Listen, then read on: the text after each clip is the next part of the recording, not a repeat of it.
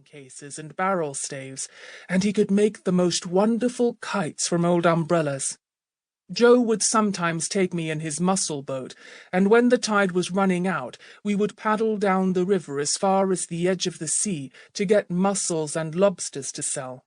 And out there on the cold, lonely marshes, we would see wild geese flying, and curlews and redshanks, and many other kinds of seabirds that live among the samphire and the long grass of the great salt fen. And as we crept up the river in the evening, when the tide had turned, we would see the lights on Kingsbridge twinkle in the dusk, reminding us of tea-time and warm fires. Another friend I had was Matthew Mugg, the cat's meat man. He was a funny old person with a bad squint. He looked rather awful, but he was really quite nice to talk to. He knew everybody in Puddleby, and he knew all the dogs and all the cats. In those times, being a cat's meat man was a regular business, and you could see one nearly any day going through the streets with a wooden tray full of pieces of meat stuck on skewers, crying, "Meat! Meat!" People paid him to give this meat to their cats and dogs instead of feeding them on dog biscuits or the scraps from the table. I enjoyed going round with old Matthew and seeing the cats and dogs come running to the garden gates whenever they heard his call. Sometimes he let me give the meat to the animals myself, and I thought this was great fun. He knew a lot about dogs, and he would tell me the names of the different kinds as we went through the town. He had several dogs of his own. One, a whippet, was a very fast runner, and Matthew used to win prizes with her at the Saturday coursing races. Another, a terrier, was a fine ratter. The cat's meat man used to make a business of rat catching for the millers and farmers, as well as his other trade of selling cat's meat. My third great friend was Luke the Hermit, but of him I will tell you more later on. I did not go to school, because my father was not rich enough to send me, but I was extremely fond of animals, so I used to spend my time collecting birds' eggs and butterflies, fishing in the river, rambling through the countryside after blackberries and mushrooms, and helping the mussel man mend his nets. Yes, it was a very pleasant life I lived in those days long ago, though of course I did not think so then.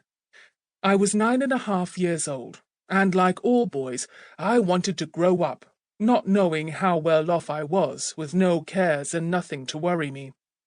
Always I longed for the time when I should be allowed to leave my father's house, to take passage in one of those brave ships, to sail down the river through the misty marshes to the sea, out into the world to seek my fortune. End of Chapter 1.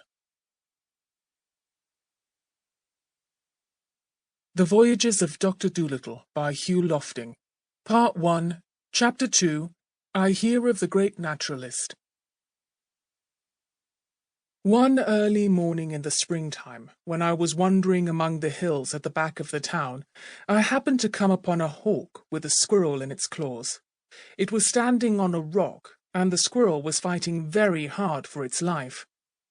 The hawk was so frightened when I came upon it suddenly like this, that it dropped the poor creature and flew away. I picked the squirrel up, and found that 2 of its legs were badly hurt, so I carried it in my arms back to the town. When I came to the bridge, I went into the mussel man's hut, and asked him if he could do anything for it. Joe put on his spectacles and examined it carefully. Then he shook his head. "Young critter's got a broken leg," he said, "and another badly cut and all. I can mend your boats, Tom, but I haven't the tools nor the learning to make a broken squirrel seaworthy. This is a job for a surgeon, and for a right smart one and all. There be only one man I know who could save yon critter's life, and that's John Dolittle." "Who is John Dolittle?" I asked. "Is he a vet?" "No," said the mussel man, "he's no vet. Dr. Dolittle is a naturalist." "What's a naturalist?" "A naturalist," said Joe, putting away his glasses and starting to fill his pipe, "is a man who knows all about animals and butterflies and plants and rocks and all. John Dolittle is a very great naturalist. I'm surprised you never heard of him, and you daft over animals. He knows a whole lot about shellfish, that I know from my own knowledge."